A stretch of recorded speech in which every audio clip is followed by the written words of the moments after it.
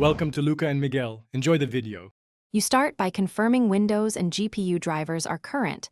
Outdated drivers often cause transparency glitches. Once done, open Settings, go to Personalization, then Colors.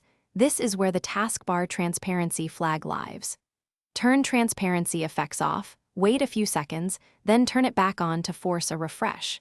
If you use third-party themes, disable them first because they override system settings. This first step often resolves simple rendering conflicts without deeper changes.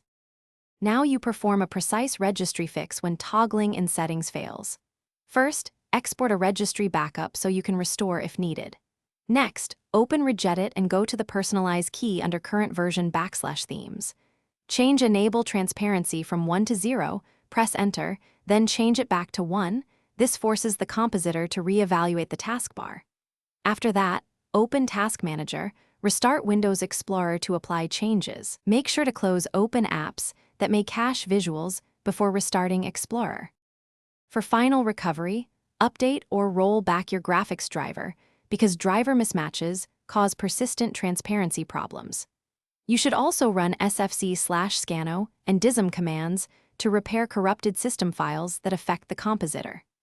If the taskbar is still transparent unexpectedly, perform a clean boot to identify interfering apps or utilities, then re-enable services gradually. One key troubleshooting tip: if transparency broke after a Windows update, pause updates and roll back. Thanks for watching and please subscribe.